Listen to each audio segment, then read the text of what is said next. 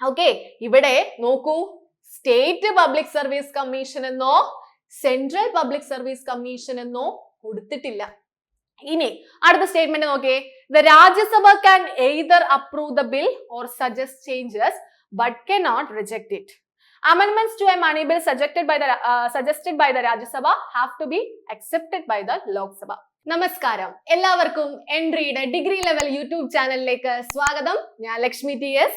ഇന്ന് നമ്മളൊരു question practice ചെയ്യാനായിട്ട് പോവുകയാണ്. അതായത് നമുക്ക് ഒരു ക്വസ്റ്റ്യൻ പേപ്പർ കിട്ടിക്കഴിഞ്ഞാൽ അതിനകത്തുള്ള എല്ലാ ചോദ്യങ്ങളും പഠിച്ചതാകണമെന്നില്ല. ചില ചോദ്യങ്ങള് നമ്മൾ പഠിക്കാത്ത ഏരിയാസിൽ നിന്നും ചോദിക്കാറുണ്ട്. സോ അത്തരത്തിലുള്ള ചോദ്യങ്ങൾ വരുമ്പോൾ നമുക്ക് ഒരു ചാൻസ് എടുത്ത്, ഒരു റിസ്ക് എടുത്തുകൊണ്ട് നമുക്ക് ആൻസറിലേക്ക് പോകാൻ പറ്റുന്ന ഒരു മെത്തേഡാണ് നമ്മൾ ട്രൈ ചെയ്യാനായിട്ട് പോകുന്നത്. ഇത് ഓൾമോസ്റ്റ് എല്ലാവരും ട്രൈ ചെയ്യുന്ന മെത്തേഡൊക്കെ തന്നെയാണ്. മെയിൻ ആയിട്ട് നമ്മുടെ UPSC-യിൽ കുട്ടികൾ പ്രാക്ടീസ് ചെയ്യുന്ന, അല്ലെങ്കിൽ അവർ ഏറ്റവും കൂടുതൽ യൂസ് ചെയ്യുന്ന ഒരു മെത്തേഡാണ് എന്ത്? എലിമിനേഷൻ മെത്തേഡ് എന്ന് പറയുന്നത്, അല്ലെ? സോ ആ മെത്തേഡ് ഇനി നമ്മളുടെ PSC-യിൽ നല്ല രീതിക്ക് പ്രയോജനപ്പെടുത്തിയെങ്കിൽ മാത്രമേ നമുക്ക് ഉദ്ദേശിക്കുന്ന ഒരു റിസൾട്ടിലേക്ക് എത്താനായിട്ട് സാധിക്കുകയുള്ളൂ, അല്ലെ? അപ്പോ ഇപ്പോഴത്തെ ഡിഗ്രി ലെവൽ പരീക്ഷകളുടെ ക്വസ്റ്റ്യൻ പേപ്പർ ഒക്കെ നിങ്ങൾ കണ്ടിട്ടുണ്ടാകും. അതിന്റെ ലെവല് എത്രത്തോളം ഉയർന്നു വരികയാണെന്ന് നമുക്ക് അത് കണ്ടാൽ തന്നെ മനസ്സിലാകും. സോ ഇനി വരുന്ന സെക്രട്ടേറിയറ്റ് അസിസ്റ്റന്റ് പോലെയുള്ള ഡിഗ്രി പ്രിലിംസ്, മെയിൻസ് പരീക്ഷകൾക്ക് നമ്മൾ ഏറ്റവും കൂടുതൽ യൂസ് ചെയ്യേണ്ടി വരുന്ന ഒരു മെത്തേഡാണ്, അല്ലെങ്കിൽ യൂസ് ചെയ്യാൻ പോകുന്ന ഒരു മെത്തേഡാണ് നമ്മൾ ഇന്ന് വർക്ക്ഔട്ട് ചെയ്യാനായിട്ട് പോകുന്നത്. അതിനു മുമ്പായിട്ട് ഒരു കാര്യം നമ്മളുടെ മനസ്സിൽ ഉണ്ടാകണം. ക്വസ്റ്റ്യൻ പേപ്പർ കാണുമ്പോൾ നമ്മുടെ ടെൻഷൻ വെച്ചുകൊണ്ട് ഈ ഒരു മെത്തേഡ് ട്രൈ ചെയ്ത് കഴിഞ്ഞാൽ നമ്മൾ മൊത്തത്തിൽ ആ ഒരു മെത്തേഡ് ഫ്ലോപ്പ് ആയിരിക്കും. ഓക്കെ, നമുക്ക് എല്ലാവരും പറയാറുണ്ട് അറിയുന്ന ക്വസ്റ്റ്യൻസ് മാത്രം അറ്റൻഡ് ചെയ്താൽ മതി, ബാക്കി വിട്ടേരെ എന്ന് പറയുന്ന ഒരു സിസ്റ്റം ആയിരുന്നു ഇത്രയും കാലം PSC-യിൽ ഉണ്ടായിരുന്നത്. പക്ഷേ ഇനി അങ്ങോട്ട് നമ്മൾ ആ ഒരു മെത്തേഡ് ട്രൈ ചെയ്ത് കഴിഞ്ഞാൽ നമ്മൾ എല്ലാ വർഷവും ഇങ്ങനെ എന്ത് ചെയ്യും? അറിയുന്നത് മാത്രം അറ്റൻഡ് ചെയ്ത് അടുത്ത പരീക്ഷയ്ക്ക് വേണ്ടി കാത്തിരിക്കുന്ന ഒരവസ്ഥ വരും. അതുകൊണ്ട് പറയുകയാണ്, ഇനി നമ്മൾ കുറച്ച് റിസ്ക് എടുത്ത് ആൽ മാത്രമേ നമ്മൾ ഉദ്ദേശിക്കുന്ന ആ ഒരു ലെവലിലേക്ക് പോകാനായിട്ട് സാധിക്കുള്ളൂ. ഇപ്പൊ നമ്മളൊരു എക്സാം അറ്റൻഡ് ചെയ്ത് തുടങ്ങി, നമുക്ക് കട്ട് ഓഫ് എത്തത്തില്ല എന്നുള്ള ഒരു പൊസിഷനിൽ നിൽക്കുകയാണ്. നമുക്കറിയാം നമുക്ക് എത്രത്തോളം ക്വസ്റ്റ്യൻ അതിനകത്തുനിന്ന് ശരിയാക്കാൻ പറ്റുന്നുണ്ട്, ബാക്കിയുള്ള എല്ലാം നമുക്ക് അറിയത്തില്ല എന്ന് പറഞ്ഞു വെച്ചേക്കുകയാണ്. എന്തായാലും കട്ട് ഓഫ് എത്തത്തില്ല എന്ന ബോധ്യത്തിൽ നിൽക്കുന്ന ആ ഒരു പോയിന്റില് നമുക്ക് ഏറ്റവും പ്രയോജനപ്പെടുത്താവുന്ന, അതും നമുക്ക് കട്ട് ഓഫിലേക്ക് എത്താൻ സഹായിക്കുന്ന ഒരു സിമ്പിൾ മെത്തേഡ് നമ്മൾ പറഞ്ഞ് മനസ്സിലാക്കി തരുമ്പോൾ നിങ്ങൾക്ക് അത് വലിയ ഒരു എക്സ്പ്ലനേഷൻ ആവശ്യമായിട്ട് വരും. പക്ഷെ അതല്ല, നമുക്ക് ഒരു മിനിറ്റിനുള്ളിൽ തന്നെ നമ്മളെ ബ്രെയിൻ ഒന്ന് വർക്ക് ചെയ്യിപ്പിച്ചാൽ നമുക്ക് എന്ത് ചെയ്യാം? ഈ ഒരു മെത്തേഡ് സിമ്പിൾ ആയിട്ട് നമുക്ക് പ്രാക്ടീസ് ചെയ്ത് കൊണ്ടുപോകാനായിട്ട് സാധിക്കും. ഓക്കെ, അപ്പോ നമ്മൾ കൂടുതൽ വലിച്ചു നീട്ടുന്നില്ല. ഇനി നമ്മൾ ക്വസ്റ്റ്യൻസ് പ്രാക്ടീസ് ചെയ്ത് തന്നെ നിങ്ങൾക്ക് ആ ഒരു കാര്യം മനസ്സിലാക്കി തരാനായിട്ട് പോവുകയാണ്. ഇവിടെ നമ്മൾ ആൻസർ ഗസ് ചെയ്യാനായിട്ട് പോവുകയാണ്. ഞാൻ കുറച്ച് ക്വസ്റ്റ്യൻസ് ഇവിടെ കളക്ട് ചെയ്തിട്ടുണ്ട്. ചില ക്വസ്റ്റ്യൻസ് നമ്മുടെ ഡിഗ്രി പ്രിലിംസിന്റെ ഫസ്റ്റ് സ്റ്റേജ്, സെക്കൻഡ്, തേർഡ് സ്റ്റേജിലായിട്ട് കഴിഞ്ഞ തവണ ചോദിച്ചിട്ടുള്ള കുറച്ച് ചോദ്യങ്ങളുണ്ട്. പ്ലസ് അതിനോടൊപ്പം തന്നെ നമ്മുടെ UPSC 2024 പ്രിലിംസിൽ നമ്മുടെ പൊളിറ്റിയിൽ നിന്നും ചോദിച്ചിട്ടുള്ള, അത് നമ്മുടെ PSC സിലബസിലുള്ള കുറച്ച് ടോപ്പിക്സ് ഉണ്ടല്ലോ, സോ അതിൽ നിന്ന് ചോദിച്ചിട്ടുള്ള കുറച്ച് ചോദ്യങ്ങളാണ് നമ്മൾ ചെയ്യാനായിട്ട് പോകുന്നത്. ഇവിടെ നമ്മൾ ആൻസർ ഗസ് ചെയ്യുകയാണ്. അതായത് നമ്മൾ നിൽക്കുന്ന സ്റ്റേജ് എന്ന് പറയുന്നത് ആ ടോപ്പിക്കിനെ കുറിച്ച് വലിയ ധാരണയില്ല, നമ്മൾ പഠിച്ചിട്ടുണ്ടാകാം, അല്ലെങ്കിൽ അതിനെക്കുറിച്ച് ഒരു ജനറൽ ഐഡിയ, ഒരു ബേസ് ഉണ്ടാകാം, എന്നാൽ അതിനകത്തുള്ള ചില കാര്യങ്ങൾ നമുക്ക് അറിയത്തില്ല. ആ ഒരു പോയിന്റിൽ നിന്നുകൊണ്ട് നമ്മൾ ചെയ്യാനായിട്ട് പോവുകയാണ്. എന്റെ കൂടെ തന്നെ വരിക. ആദ്യത്തെ ചോദ്യത്തിലേക്ക് പോകുന്നു. ഇവിടെ മറ്റൊരു കാര്യം കൂടി നിങ്ങളെ മനസ്സിലാക്കി തരേണ്ടതായിട്ടുണ്ട്.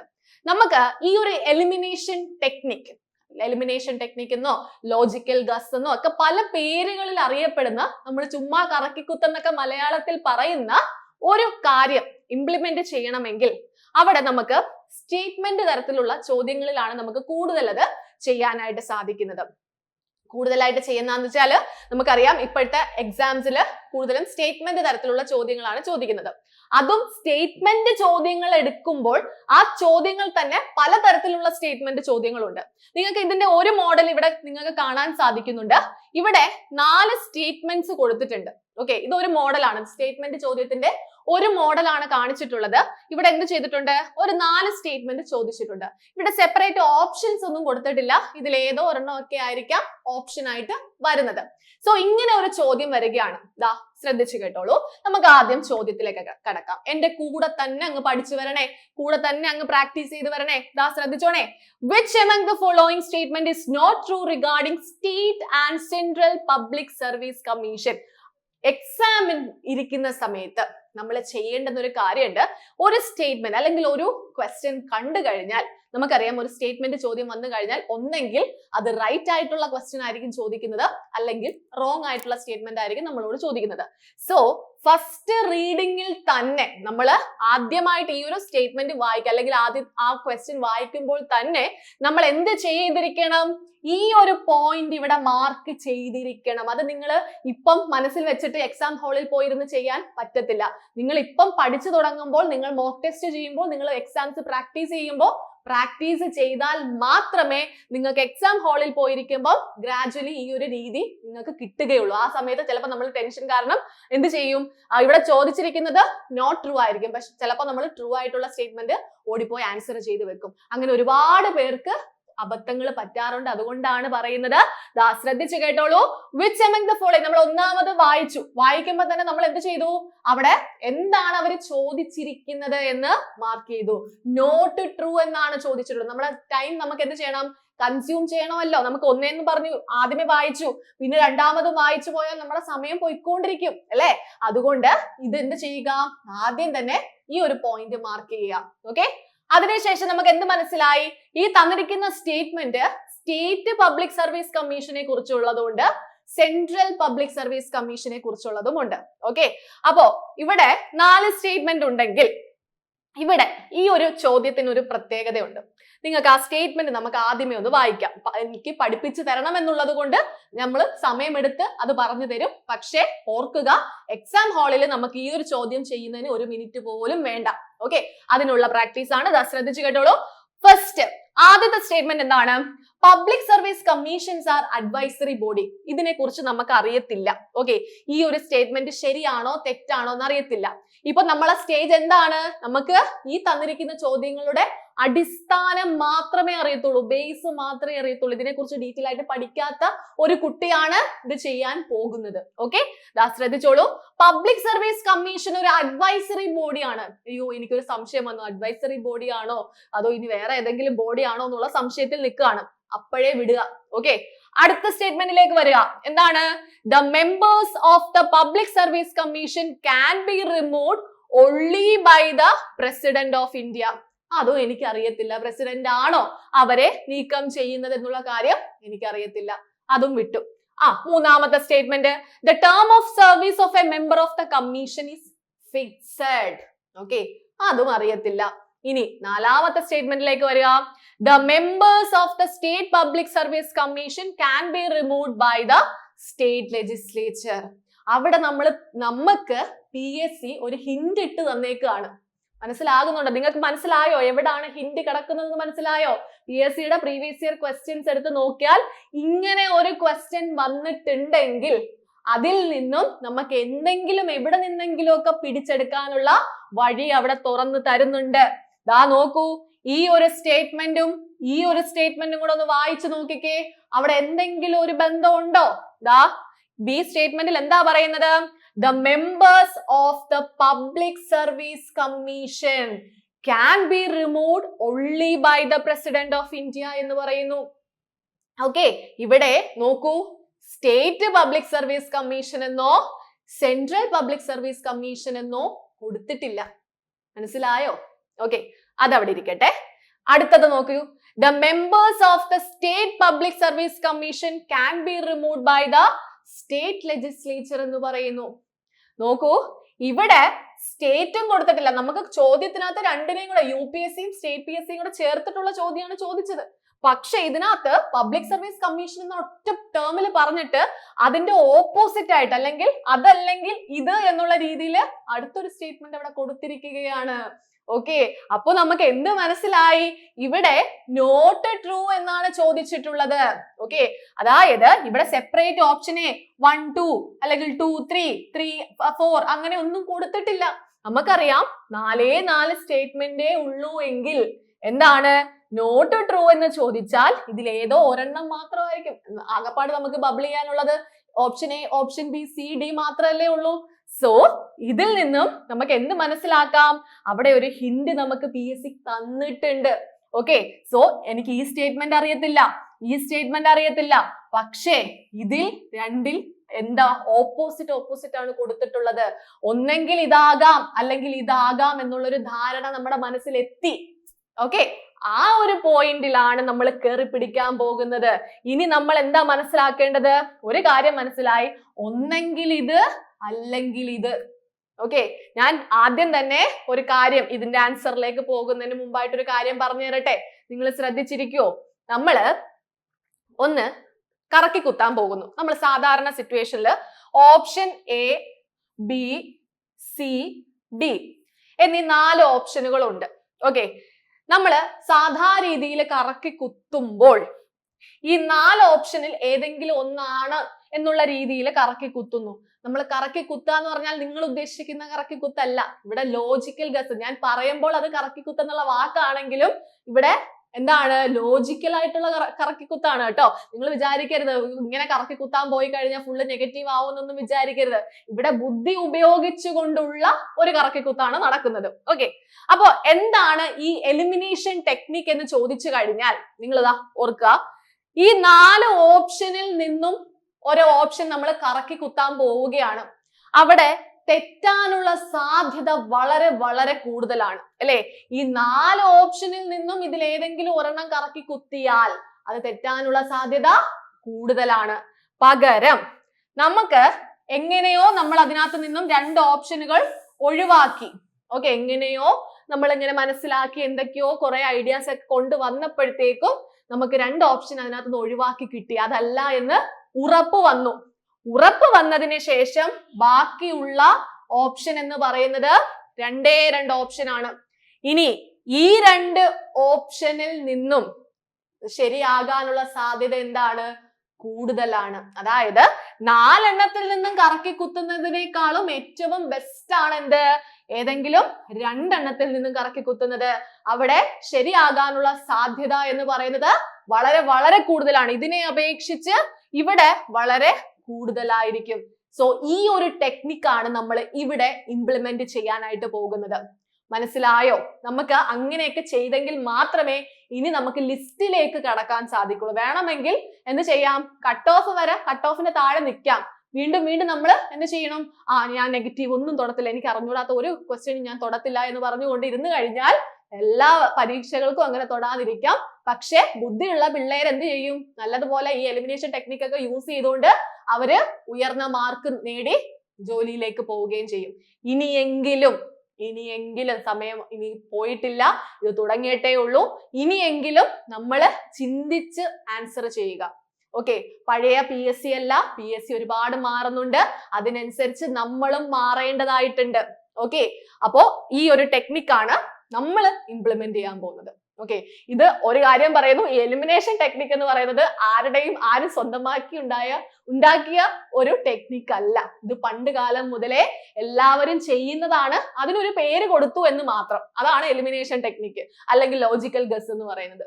ഓക്കെ, അല്ലാതെ ഇത് ഞാൻ കണ്ടുപിടിച്ച ടെക്നിക്കാണ്, ഇത് ഞാൻ മാത്രം കണ്ടുപിടിച്ചതാണെന്നുള്ള ഒരു അവകാശവാദവും ഇവിടെ പറയുന്നില്ല കേട്ടോ. ഓക്കെ, അപ്പോ എന്താ സംഭവം മനസ്സിലായല്ലോ? അപ്പോ ഇവിടെ നിന്നതാ ഈ ഒരു മോഡൽ ഞാൻ നിങ്ങൾക്ക് ഒരു ക്വസ്റ്റ്യൻ കാണിച്ചു തന്നേ ഉള്ളൂ. അതായത് ഒരു 4 സ്റ്റേറ്റ്മെന്റ് തരുന്നുണ്ടെങ്കിൽ അതില് എന്തെങ്കിലും ഒരു ഹിന്റ് PSC ചിലപ്പം ഇട്ട് തരാറുണ്ട് എന്ന് കാണിക്കുന്നതിന് വേണ്ടിയിട്ടാണ് ഞാൻ ഈ ഒരു ക്വസ്റ്റ്യൻ ഇവിടെ ആഡ് ചെയ്തിട്ടുള്ളത്. മനസ്സിലായോ? അപ്പൊ നമ്മൾ ഏത് പോയിന്റിലാണ് എത്തി നിൽക്കുന്നത്?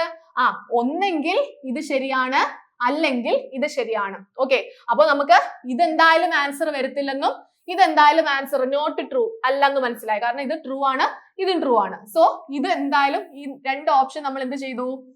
വെട്ടിക്കളഞ്ഞു. എങ്ങനെയാ വെട്ടിക്കളഞ്ഞത്?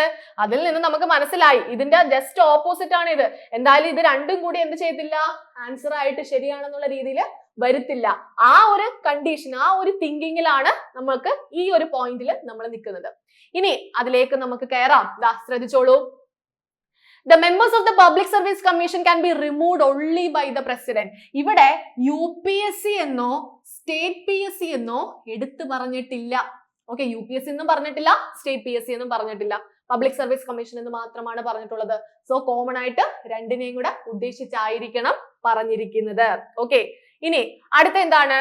ഇവിടെ members of state public service commission can be removed by state legislature എന്ന് പറയുന്നു. ഓക്കെ, ഒന്നെങ്കിൽ ഇത് ശരി അല്ലെങ്കിൽ ഇത് ശരി, ആ ഒരു പോയിന്റിൽ നിൽക്കുകയാണ്. ഓക്കെ, ഇനിയാണ് നമ്മൾ ചിന്തിച്ച് ആൻസർ ചെയ്യേണ്ടത്. ഓക്കെ, അപ്പോഴാണ് നമ്മൾ പഠിച്ച എന്തെങ്കിലും കാര്യങ്ങൾ നമ്മുടെ മനസ്സിലേക്ക് വരേണ്ടത്.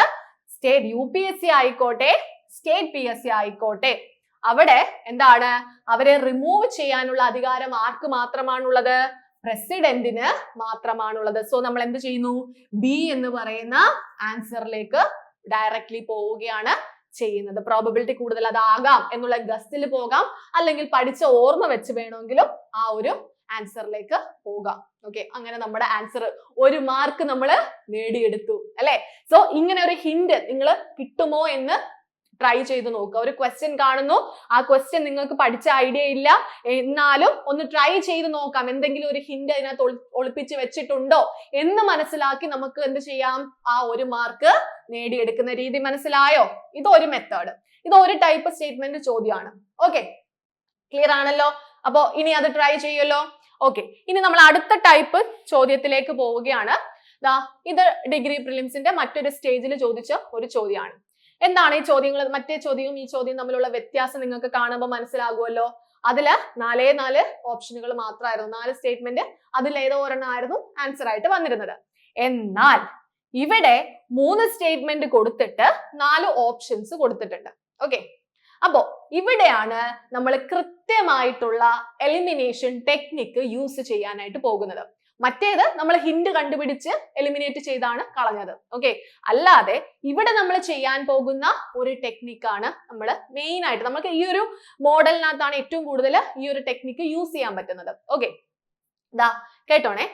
ഇങ്ങനെ ഒരു ചോദ്യം വന്നാൽ കുറച്ച് സ്റ്റെപ്പുകളുണ്ട്. ആ സ്റ്റെപ്പുകൾ നിങ്ങൾ എക്സാം ഹാളിൽ ഇരിക്കുമ്പോൾ 1-2 സെക്കൻഡ് ഒക്കെ കൊണ്ട് നിങ്ങൾ ചെയ്യേണ്ടുന്ന കുറച്ച് സ്റ്റെപ്പുകളാണ് ഞാൻ പറഞ്ഞുതരാൻ പോവാണ്. ശ്രദ്ധിച്ചിരിക്കുക. ഇങ്ങനെ ഒരു ചോദ്യം വന്നാൽ നിങ്ങൾ ആദ്യം ചെയ്യേണ്ടത് ഫസ്റ്റ് റീഡിങ് ഈ ഒരു ഭാഗമായിരിക്കണം. ഓക്കെ, സ്റ്റേറ്റ്മെന്റിലേക്ക് വായിക്കാൻ പോകണ്ട, ഇപ്പൊ അവിടെ നിൽക്ക്. ഇപ്പൊ നമുക്ക് എന്ത് ചെയ്യാം? ആദ്യം ഈ ഒരു ക്വസ്റ്റ്യൻ വായിക്കാം. എന്താണ്? Consider the facts relating to central information commission എന്ന് പറയുന്നു. കേന്ദ്ര വിവരാവകാശ കമ്മീഷനുമായി ബന്ധപ്പെട്ട ഫാക്ട്സ് നോക്കാൻ പറയുന്നു. ഇവിടെ ശരിയാണോ തെറ്റാണോ എന്നൊന്നും നമ്മളോട് ചോദിച്ചിട്ടില്ല. ഓക്കെ, എന്താണ് statement, which of the statements are correct, how wrong എന്നുള്ള രീതിയിൽ ക്വസ്റ്റ്യൻ ചോദിച്ചിട്ടില്ല. പകരം അവർ ഡയറക്റ്റ് ആയിട്ട് സെൻട്രൽ ഇൻഫർമേഷൻ കമ്മീഷനുമായി ബന്ധപ്പെട്ട ഫാക്ടുകൾ ഈ താഴെ കൊടുത്തിരിക്കുന്നവയിൽ ഏതാണെന്ന് ഡയറക്റ്റ് അങ്ങ് ചോദിച്ചേക്കാണ്. സോ ഇവിടെ നമ്മൾ ഫസ്റ്റ് റീഡിങ് കഴിഞ്ഞാൽ നമ്മൾ അടുത്ത മനസ്സിലാക്കേണ്ടുന്ന ഒരു കാര്യം അല്ലെങ്കിൽ അടുത്ത സ്റ്റെപ്പ് എന്ന് പറയുന്നത്, ഓടിപ്പോയി ഈ സ്റ്റേറ്റ്മെന്റ് വായിക്കണോ? വായിക്കരുത്. വെറുതെ നമ്മുടെ ആ ഒരു വായിച്ച സമയം കളയരുത്. വായിക്കാൻ ഞാൻ പറയാം, അപ്പൊ വായിച്ചാൽ മതി. രണ്ടാമത്തെ റീഡിങ് പോകേണ്ടത് നമ്മുടെ ഈ ഒരു ഓപ്ഷനിലേക്കാണ്. ഓക്കെ, ഈ ഒരു ടെക്നിക്ക് യൂസ് ചെയ്യുമ്പോൾ നമ്മൾ രണ്ടാമത്തെ സെക്കൻഡ് റീഡിങ് എങ്ങോട്ടേക്ക് പോകുക? ഓപ്ഷനിലേക്ക് പോകുക. ഓപ്ഷനിൽ നിന്ന് നമുക്ക് എന്തെങ്കിലും കിട്ടുമോ എന്ന് നോക്കുക. അതായത് ഈ ആൻസർ ഏതെങ്കിലും ഒരെണ്ണം ആണോ, അതോ 2 എണ്ണം വരുന്നുണ്ടോ, അതോ 3 എണ്ണം വരുന്നുണ്ടോ എന്നുള്ള രീതിയിൽ നമ്മൾ ആദ്യമേ ഒന്ന് മനസ്സിലാക്കുക. ഓക്കെ, അല്ലാതെ ഒരു വട്ടം വായിച്ചു എന്നിട്ട് എന്ത് ചെയ്യുന്നു? ഓപ്ഷൻസ് വായിക്കുന്നു, വീണ്ടും ഒന്നേന്ന് പറഞ്ഞ് വായിക്കുന്നു, നമുക്ക് അവിടെ സമയം നഷ്ടമാവുകയാണ്. സോ നമ്മൾ രണ്ടാമത്തെ സ്റ്റെപ്പിൽ ഓടി വന്ന് ഇവിടെ നോക്കുകയാണ്. ഇവിടെ 2 സ്റ്റേറ്റ്മെന്റ് ശരിയാകാം, 3 എണ്ണം ശരിയാകാം, 2 എണ്ണം ശരിയാകാം, 2 എണ്ണം ശരിയാകാം. അപ്പൊ ഒരെണ്ണം മാത്രമല്ല ഇവിടെ ശരിയായിട്ടുള്ളത്. ഒന്നെങ്കിൽ 2 എണ്ണം, 2 സ്റ്റേറ്റ്മെന്റ്, ഈ തന്നിരിക്കുന്ന 3 എണ്ണത്തിൽ ഒന്നെങ്കിൽ 2 സ്റ്റേറ്റ്മെന്റ് ശരിയാണ്, അല്ലെങ്കിൽ 3 സ്റ്റേറ്റ്മെന്റ് ശരിയാണ്. ആ ഒരു പോയിന്റിലായിരിക്കണം നമ്മൾ എന്ത് ചെയ്യേണ്ടത്? മൂന്നാമത്തെ റീഡിങ്ങിലേക്ക് പോകേണ്ടത്. മനസ്സിലായോ? ക്ലിയർ ആണോ? അപ്പൊ ഞാൻ ഒന്നുകൂടെ പറയുന്നു, നമ്മൾ സെക്കൻഡ് റീഡിംഗ് എന്ന് പറയുന്നത് ഓപ്ഷനിൽ നിന്നും എങ്ങനെയാണ് ആൻസർ വരുന്നത് എന്നുള്ള രീതി ഒരു ഐഡിയ ഉണ്ടാക്കണം. ഒരു സ്റ്റേറ്റ്മെന്റ് ആണോ ശരിയായിട്ടുള്ളത്, രണ്ടെണ്ണം വരുന്നുണ്ടോ, മൂന്നെണ്ണം വരുന്നുണ്ടോ എന്നുള്ള കാര്യം മനസ്സിലാക്കിയിട്ട് ഓടി എവിടെ പോവുക? സ്റ്റേറ്റ്മെന്റിലേക്ക് പോവുക. പറയുമ്പോൾ കുറെ സമയം എടുക്കും. ഓക്കെ, പക്ഷേ നമ്മുടെ ബ്രെയിൻ ഒറ്റ സെക്കൻഡ് അല്ലെങ്കിൽ ഒരു 5 സെക്കൻഡിനുള്ളിൽ ഈ ഒരു പ്രോസസ്സ് ചെയ്ത് തീർത്തിരിക്കും. ഓക്കെ, അത് എങ്ങനെ ചെയ്ത് തീർക്കാന്നറിയാവോ? നമ്മൾ കണ്ടിന്യൂസ്ലി അത് പ്രാക്ടീസ് ചെയ്യണം. നമ്മൾ ഇന്ന് നിങ്ങൾ ഈ ക്ലാസ് കണ്ടു, ഓടിപ്പോയി ഒരു 4-5 മാസത്തിന് ശേഷം എക്സാം ഹാളിൽ ഇരിക്കുമ്പോഴാണ് അന്നില്ല ക്ലാസ് കണ്ടായിരുന്നു എന്ന് പറഞ്ഞുകൊണ്ട് എന്ത് ചെയ്യുന്നത്? ഈ ഒരു ടെക്നിക്ക് യൂസ് ചെയ്യാൻ പോകുന്നതെങ്കിൽ അവിടെ ഇരുന്ന് ആലോചിക്കും, അയ്യോ അടുത്തത് എന്തായിരുന്നു, മറ്റേത് എന്തായിരുന്നു എന്ന്. സോ അങ്ങനെയല്ല. ഇത് നിങ്ങൾക്ക് കിട്ടണമെങ്കിൽ കണ്ടിന്യൂസ് പ്രാക്ടീസ്, അത് മാത്രം, അതിലൂടെ മാത്രമേ നിങ്ങൾക്ക് ഇതിലൂടെ ഈ ഒരു സെക്ഷൻ നമുക്ക് പ്രാക്ടീസ് ചെയ്തെടുക്കാൻ സാധിക്കുകയുള്ളൂ. ഓക്കെ, അതൊക്കെ നിങ്ങൾക്ക് ചെയ്യാൻ പറ്റുന്ന സിമ്പിൾ കാര്യങ്ങളാണ്. അതൊക്കെ നോക്കിക്കേ. മൂന്നാമത്തെ സ്റ്റേറ്റ്മെന്റ്, മൂന്നാമത്തെ ആ ഒരു സ്റ്റെപ്പിലേക്ക് വന്നു. നമ്മൾ എന്ത് ചെയ്യാണ്? 3 സ്റ്റേറ്റ്മെന്റുകൾ വായിക്കുകയാണ്. അപ്പോ ഈ ഒരു പോയിന്റ് എനിക്ക് അറിയത്തില്ല, ഈ 3 സ്റ്റേറ്റ്മെന്റുകളില് എനിക്ക് എന്താണ് വലിയ ധാരണയില്ല. കേന്ദ്ര വിവരാവകാശ കമ്മീഷനെ കുറിച്ചൊന്നും എനിക്ക് അറിയത്തില്ല. എങ്കിലും ഞാനൊന്ന് കറക്കി കുത്താൻ പോവുകയാണ്. എന്റെ കൂടെ ഒന്ന് കറക്കി കുത്താൻ വന്നേ. ആദ്യത്തെ സ്റ്റേറ്റ്മെന്റ് എന്ത് പറയുന്നു?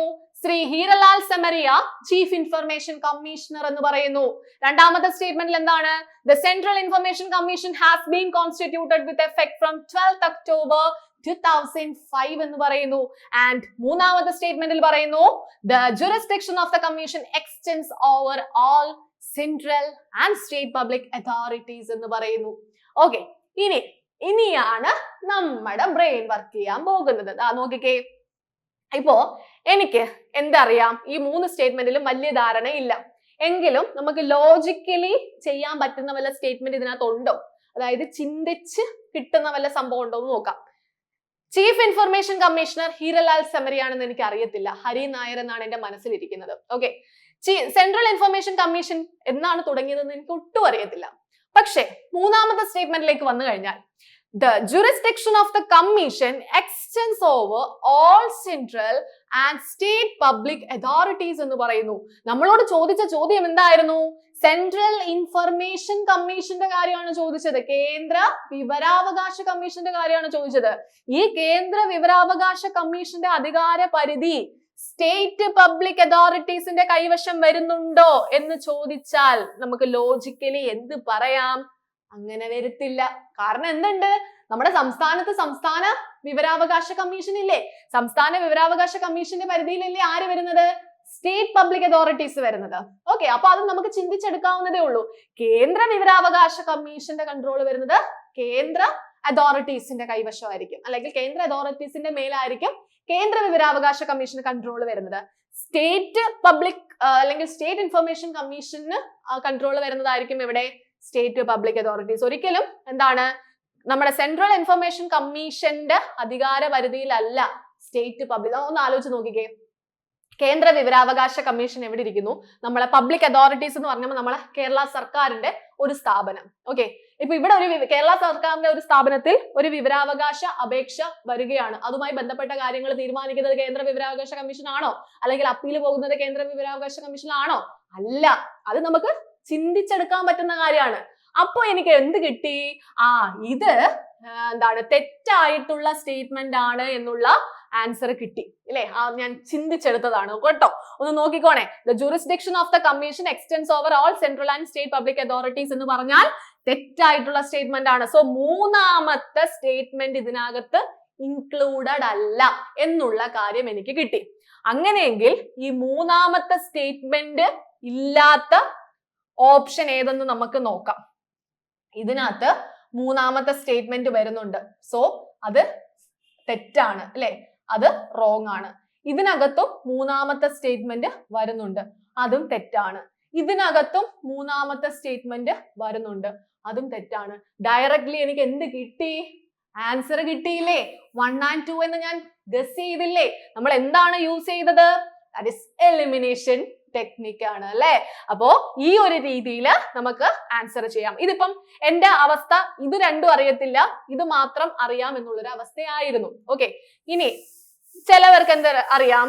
ഹീരലാൽ സമരി ആണെന്ന് മാത്രം അറിയാം. ഓക്കെ, ഹീരലാൽ സമരി ആണ് വരുന്നതെന്ന് മാത്രം അറിയാം. ഓക്കെ, ഇപ്പൊ നിങ്ങൾ ക്ലാസ് അല്ല ക്വസ്റ്റ്യൻ കാണുകയാണ്, നിങ്ങൾക്ക് ആകെ അറിയാവുന്ന സ്റ്റേറ്റ്മെന്റ് ഇത് മാത്രമാണ്. സോ നിങ്ങൾക്ക് ഇത് ശരിയാണെന്ന് നിങ്ങൾക്ക് അറിയാം. സോ എന്ത് ചെയ്യുക, ഈ ഒന്ന് വരുന്ന ഓപ്ഷനുകൾ ഏതൊക്കെയാണെന്ന് നോക്കാം. ഇതിനകത്ത് ഒന്ന് വരുന്നുണ്ട്, ഇതിനകത്തൊന്ന് വരുന്നുണ്ട്, ഇതിനകത്തൊന്ന് വരുന്നുണ്ട്. സോ ഡയറക്റ്റ്ലി എന്ത് ചെയ്യാം, ഇത് കട്ട് ചെയ്ത് കളയാം. അപ്പം തെറ്റാനുള്ള സാധ്യത അവിടെ കുറഞ്ഞു. എന്നിട്ടാണ് നമ്മൾ രണ്ടാമത്തെ ഈ ഒരു ലോജിക്കൽ ഗസ് നടത്തുന്നതെങ്കിൽ അവിടെ നമുക്ക് മൂന്നാമത്തെ സ്റ്റേറ്റ്മെന്റ് തെറ്റാണെന്നുള്ള കാര്യം മനസ്സിലാകും. സോ 3 വരുന്നതൊന്നും ആൻസർ അല്ല. അങ്ങനെ നമുക്ക് ഡയറക്റ്റ്ലി ആൻസറിലേക്ക് പോകാനും സാധിക്കും. പറയുന്ന കാര്യം മനസ്സിലാവുന്നുണ്ടോ?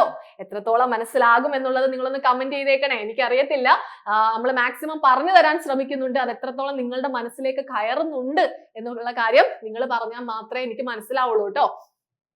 ഓക്കെ അല്ലേ? അപ്പം ഇങ്ങനെ വന്നു കഴിഞ്ഞാൽ ഇതാ നിങ്ങൾക്ക് ഈ ഒരു സ്റ്റേറ്റ്മെന്റ് അറിയത്തില്ല. എന്തായാലും ചിന്തിച്ചാലും അല്ലെങ്കിൽ ഗസ് ചെയ്താലും ഇത് നിങ്ങൾക്ക് അറിയത്തില്ല. അറിയാത്തൊരു സ്റ്റേറ്റ്മെന്റ് ആണെങ്കിൽ 3 സ്റ്റേറ്റ്മെന്റുകൾ തന്നു, അതിലേതെങ്കിലും ഒരെണ്ണം മാത്രം നിങ്ങൾക്ക് ഒരു ചെറിയ ഉറപ്പുണ്ട്, ബാക്കി ഒന്നും അറിയത്തില്ല, എന്നാലും മറ്റേതൊരു സംശയമുണ്ട്, മറ്റേതിനകത്ത് ലോജിക്കൽ ഗസ് ചെയ്യാൻ പറ്റും. അങ്ങനെയൊക്കെ ചെയ്യുമ്പോഴത്തേക്കും നമുക്ക് എന്ത് ചെയ്യാം, ആൻസറിലേക്ക് എത്താനായിട്ട് സാധിക്കും. മനസ്സിലായോ? ക്ലിയർ ആണോ? ഇതാണ് നമ്മുടെ തന്ത്രം. Okay, clear? എങ്കിൽ അടുത്ത ക്വസ്റ്റ്യൻ നിങ്ങൾ ചെയ്യുവോ? നോക്കിക്കേ, അടുത്തൊരു ക്വസ്റ്റ്യൻ. ഇത് നമ്മുടെ ഡിഗ്രി ലെവലിൽ ചോദിച്ചൊരു ചോദ്യമാണ് കേട്ടോ. ക്വസ്റ്റ്യൻ നോക്കിക്കേ.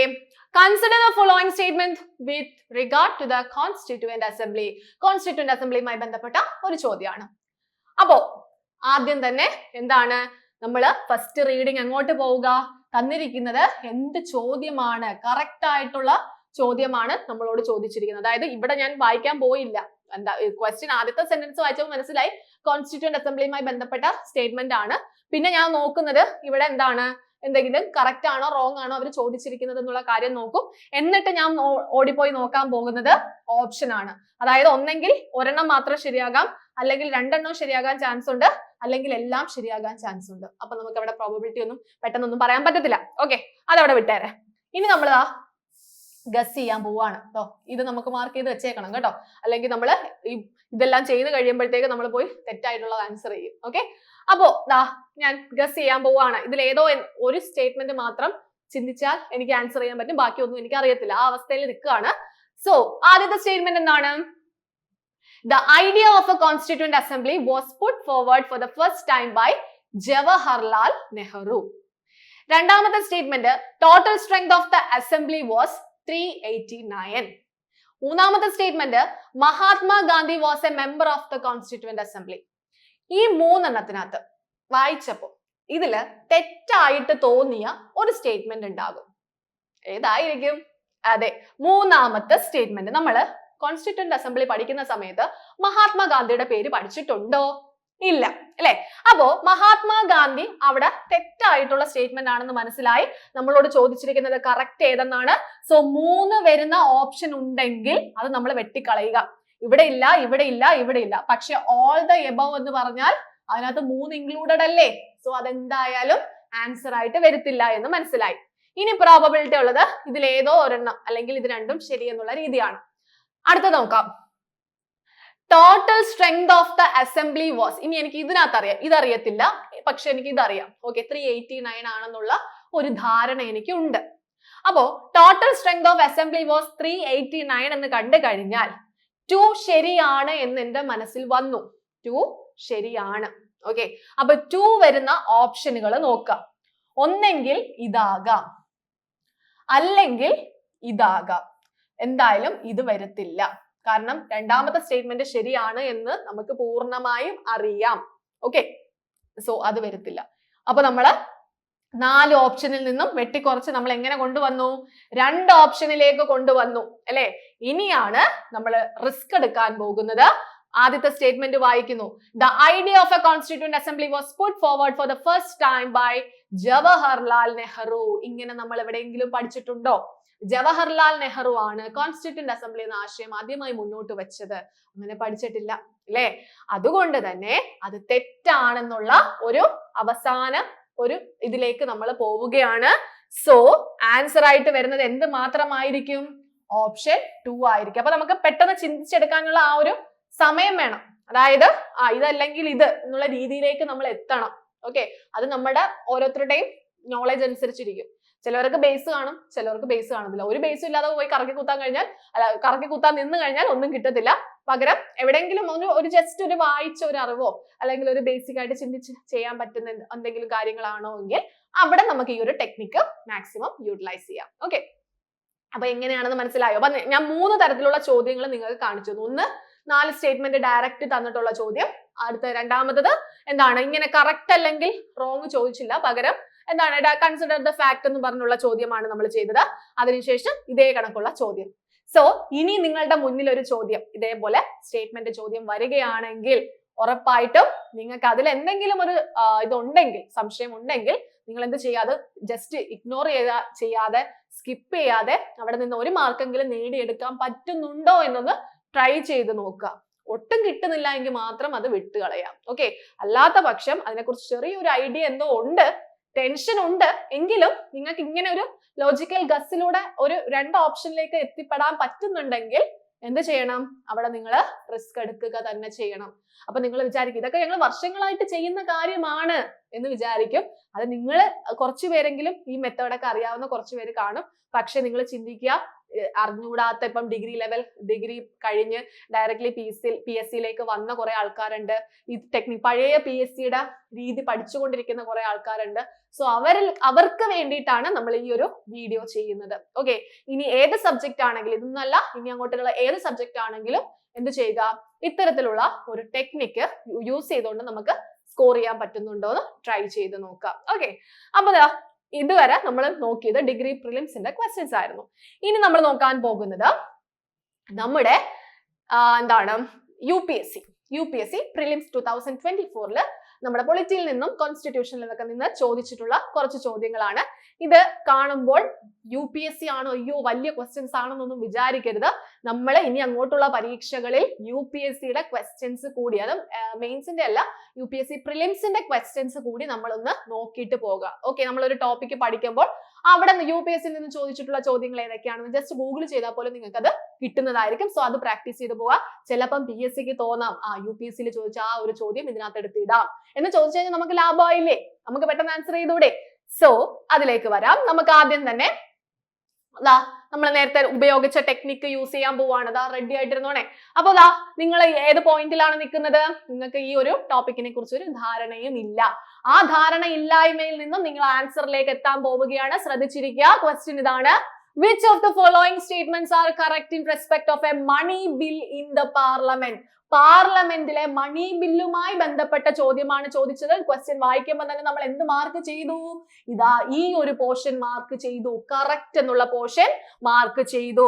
ഓക്കെ, അപ്പൊ എന്താ പറയാ, മണി ബില്ലുമായി ബന്ധപ്പെട്ട 4 സ്റ്റേറ്റ്മെന്റ് നമുക്ക് തന്നിട്ടുണ്ട്. അപ്പൊ നമുക്ക് 4 സ്റ്റേറ്റ്മെന്റിൽ നിന്നും നമ്മള് ലോജിക്കൽ ഗസ് ചെയ്യാൻ പോവാണ്.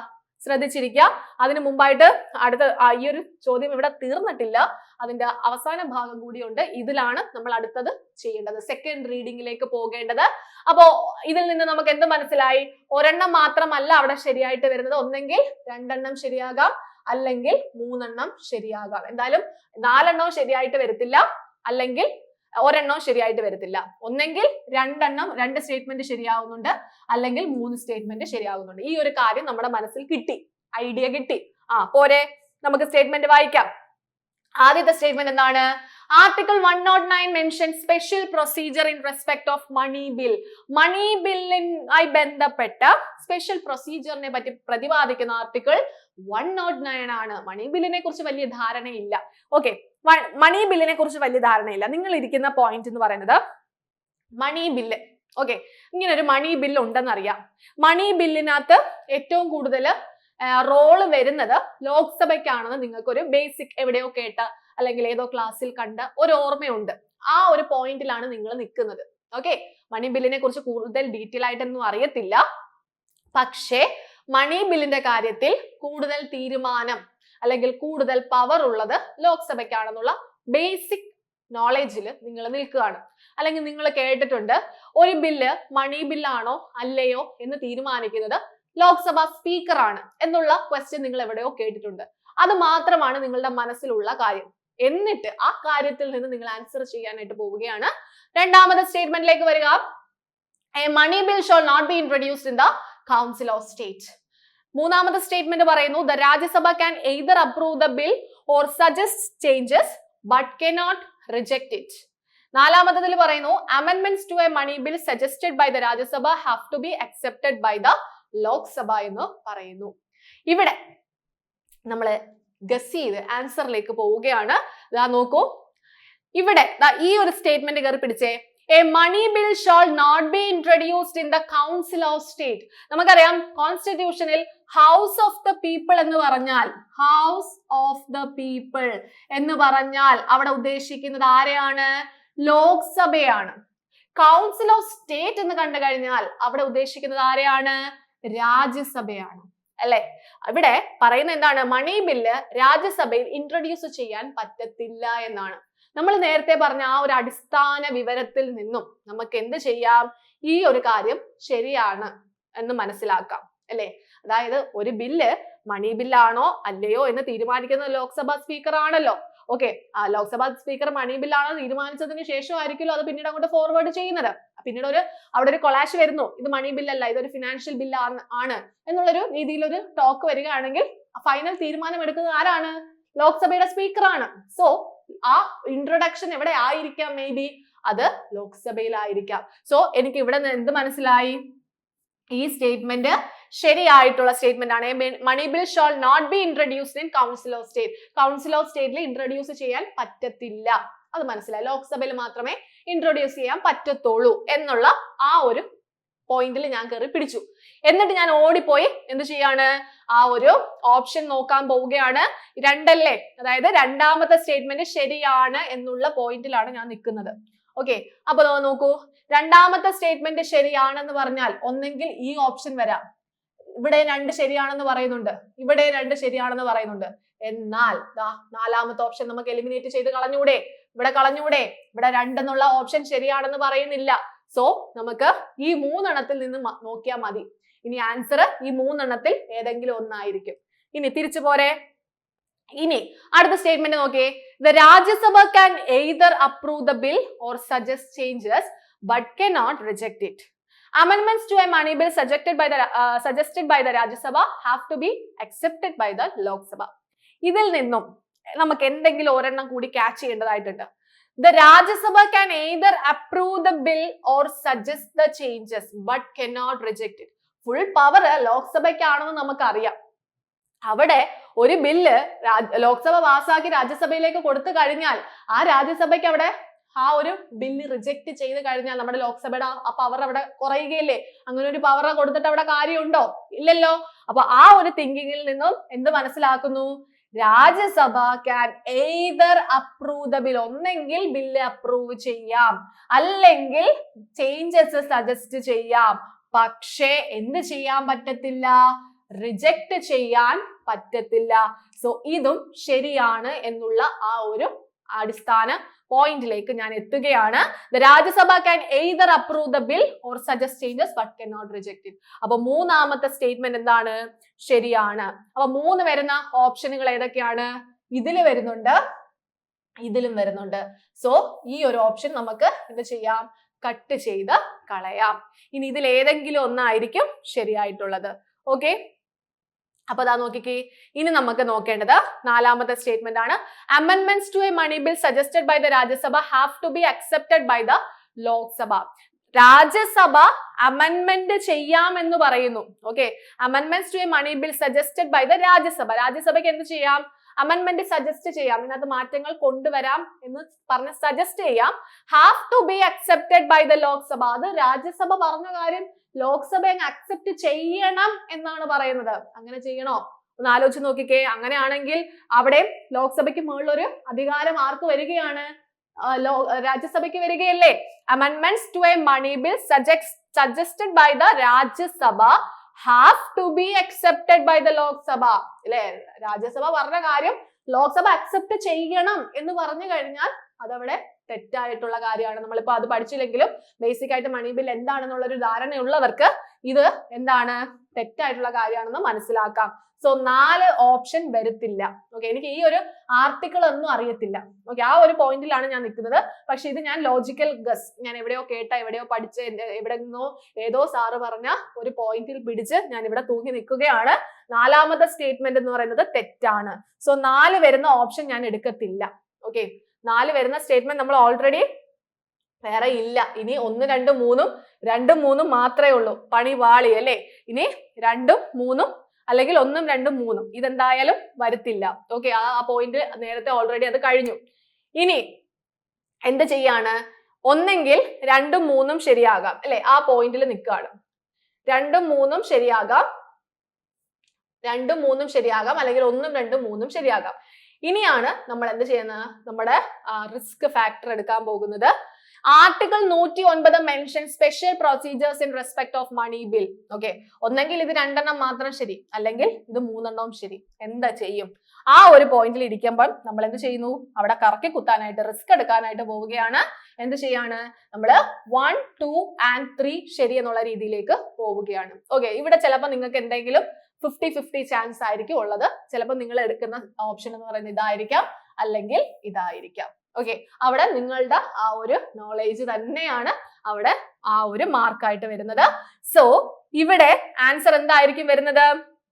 ആൻസർ ഇവിടെ 1, 2, 3 ശരിയായിട്ടുള്ള സ്റ്റേറ്റ്മെന്റ് ആണ്. അതായത് ആർട്ടിക്കിൾ 109 മണി ബില്ലിന്റെ പ്രൊസീജിയേഴ്സിനെ, സ്പെഷ്യൽ പ്രൊസീജിയേഴ്സിനെ പറ്റി പറയുന്നത്. മണി ബില്ല് കൗൺസിൽ ഓഫ് സ്റ്റേറ്റിൽ ഇൻട്രൊഡ്യൂസ് ചെയ്യാൻ പറ്റത്തില്ല.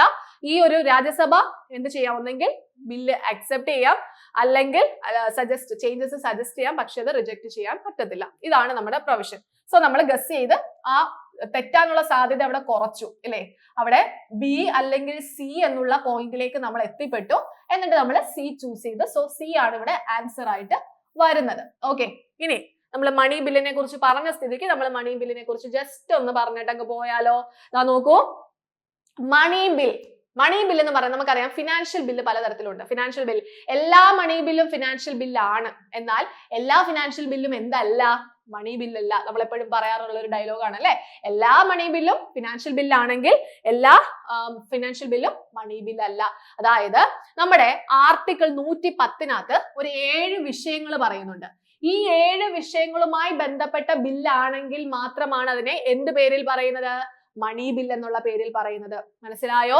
7 വിഷയങ്ങൾ പറയുന്നുണ്ട്. 7 വിഷയങ്ങൾ എന്ന് പറയുമ്പോൾ, ഒന്ന് നമ്മുടെ കോണ്ടിജൻസി ഫണ്ട്, ഇന്ത്യയുടെ കോണ്ടിജൻസി ഫണ്ടുമായി ബന്ധപ്പെട്ട എന്തെങ്കിലും കാര്യമോ, അല്ലെങ്കിൽ ടാക്സുമായി ബന്ധപ്പെട്ട കാര്യമോ, അല്ലെങ്കിൽ നമ്മുടെ ഇന്ത്യ കടമെടുക്കുന്നതുമായി ബന്ധപ്പെട്ട വ്യവസ്ഥകളോ, അതൊക്കെയാണ് ഈ 7 വിഷയത്തിനകത്ത് ഉൾപ്പെടുന്ന കുറച്ച് കാര്യങ്ങൾ. അതുമായി ബന്ധപ്പെട്ട ഒരു ബില്ലാണെങ്കിൽ ആ ബില്ലിനെ നമ്മൾ വിളിക്കുന്ന പേരാണ് മണി ബില്ല്. മനസ്സിലായോ? ആ 110 ആർട്ടിക്കിളിൽ 7 വിഷയങ്ങൾ പറയുന്നു. ആ 7 വിഷയങ്ങളുമായി ബന്ധപ്പെട്ട ഒരു ബില്ലാണെങ്കിൽ അതിനെ നമ്മൾ വിളിക്കുന്ന പേരാണ് മണി ബില്ല്. ഈ മണി ബില്ല് ചെയ്യേണ്ടുന്ന പ്രൊസീജിയർ എവിടെ പറയുന്നു? ആർട്ടിക്കിൾ 109 പറയുന്നു. എങ്ങനെയൊക്കെയാണ്? ലോക്സഭയ്ക്കാണ് കൂടുതൽ അധികാരം എന്നുള്ള കാര്യങ്ങളെല്ലാം എവിടെ പറയുന്നു? 109 പറയുന്നു. അതായത് മണി ബിൽ അവതരിപ്പിക്കുന്നതിന് മുമ്പായിട്ട് നമ്മുടെ പ്രസിഡന്റിന്റെ മുൻകൂർ അനുമതി ആവശ്യമായിട്ടുണ്ട്. പ്രസിഡന്റിന്റെ അനുമതിയോടുകൂടി മാത്രമേ പാർലമെന്റിൽ എന്ത് ചെയ്യാൻ സാധിക്കുള്ളൂ? മണി ബില്ല് അവതരിപ്പിക്കാൻ സാധിക്കുള്ളൂ. എവിടെ മാത്രമാണ് ഇൻട്രൊഡ്യൂസ് ചെയ്യാൻ പറ്റുന്നത്? ലോക്സഭയിൽ മാത്രമാണ്. ഓക്കെ, ഒരു മണി ബിൽ ആണെങ്കിൽ അത് എവിടെ മാത്രമാണ് ഇൻട്രൊഡ്യൂസ് ചെയ്യാൻ പറ്റുന്നത്? ലോക്സഭയിൽ മാത്രമാണ് ഇൻട്രൊഡ്യൂസ് ചെയ്യാൻ പറ്റുന്നത്.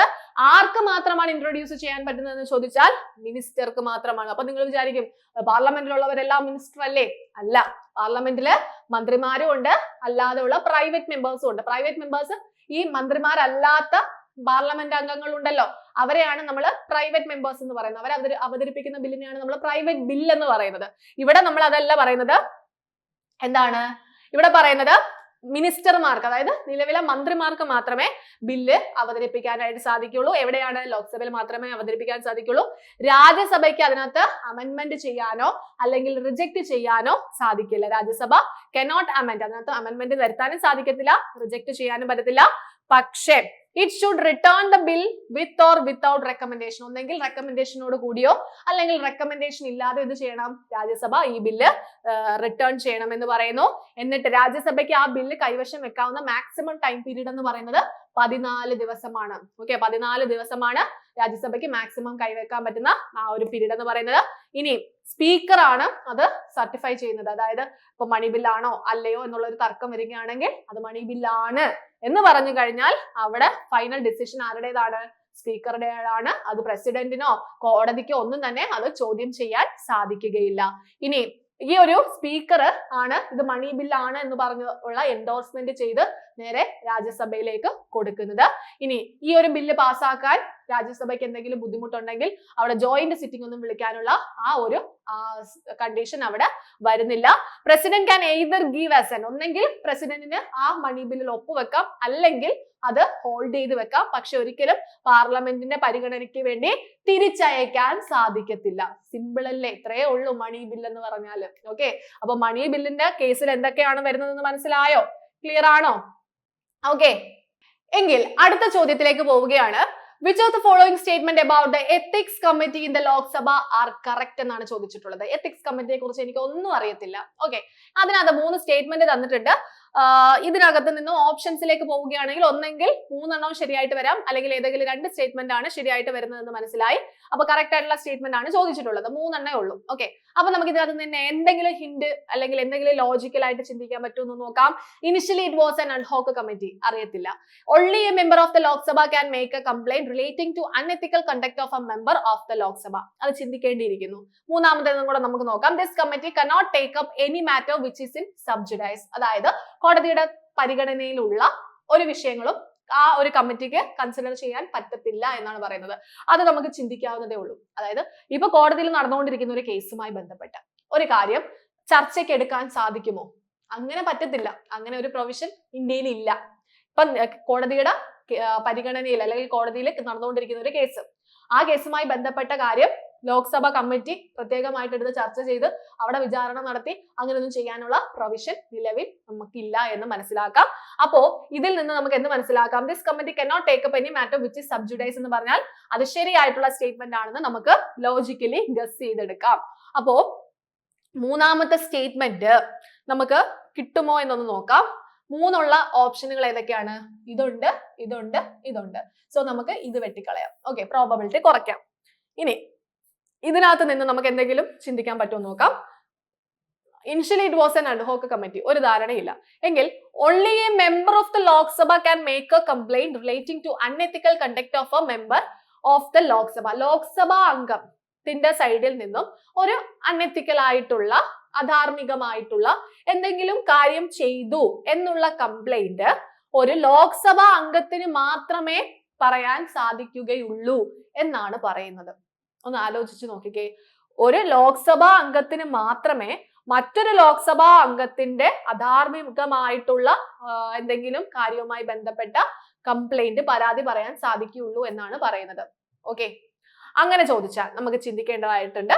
അതായത് ലോക്സഭാ അംഗത്തിന് മാത്രമല്ല, ഇപ്പം വേറെ ഏതൊരു വ്യക്തിക്കും എന്ത് ചെയ്യാം?